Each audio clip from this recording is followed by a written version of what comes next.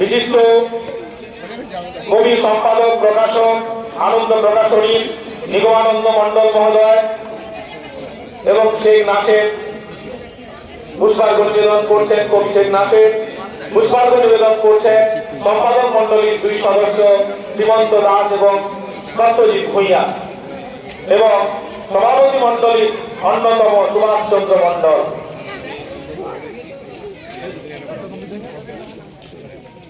এরপরে আমরা চলে যাচ্ছি চিত্র, ভাস্কর্য, হস্তশিল্প, সংবাদপত্র প্রদর্শনী। উদ্বোধন করবেন ডক্টর পিনাকি বসু। 112 নম্বর রুম, 112 নম্বর রুমে আমাদের এক্সিবিশন হয়েছে বিভিন্ন শিল্পীদের হস্তশিল্প।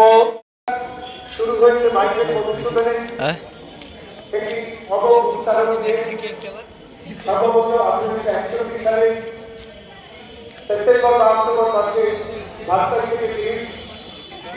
সেই অন্ধকার সময় আলোকিত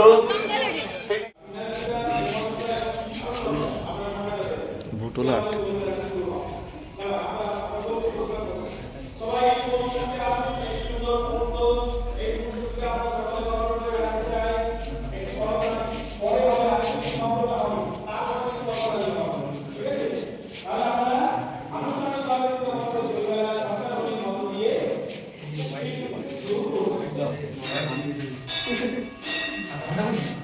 ওই টিফিন টিফিন করে চলে যাচ্ছ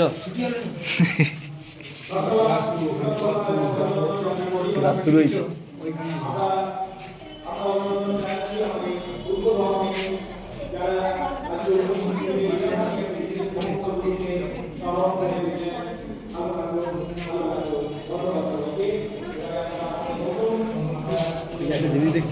বল ছবিগুলো দেখ, এইগুলা ছবি আঁকছে না? কি আঁকছে? আরে পেনের ডট ডট মারে মারে আঁকছে। সেই কামনা কামনা শিখছে নিশ্চয়। খানা বেড়া খেজুরি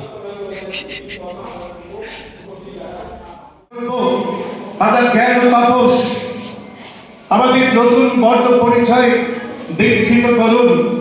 একবার বাইরে এসে দাঁড়ান পিতা, একবার বাইরে এসে দাঁড়ান পিতা, প্রণাম করবো, প্রণাম করবো। এই যে এই এলাকাটা, খেজুরি এলাকাটা, এটা ইতিহাস প্রসিদ্ধ এলাকা।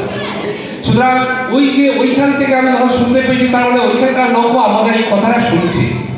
তাই সেই সব এলাকার মানুষদেরও যারা শুনতে পাচ্ছেন, প্রত্যেককে আমি গ্রিপায়ের পক্ষ থেকে, কথা সাহিত্যিক গ্রিপায়ের পক্ষ থেকে সকলকে আমার অন্তরের শ্রদ্ধা এবং ভালোবাসা জানাই। সুতরাং এই যে বইমেলাটা হচ্ছে, এই বইমেলাটা শিক্ষা বিকাশের প্রেক্ষাপটে একটা তাৎপর্যপূর্ণ।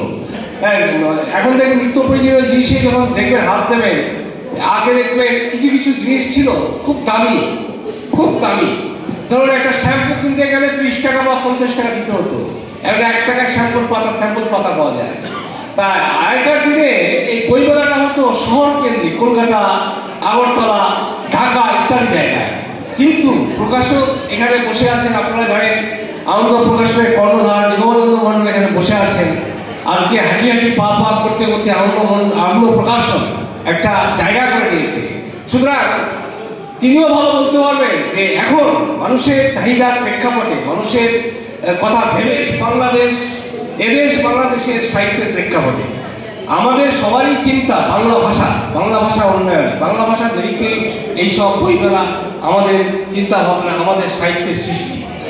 দেখুন আজকে এটা বলতে খারাপ লাগছে, আমাদের দেশে এই যে সাহিত্য বিষয়ে এই মিডিয়া বড্ড কৃপণ।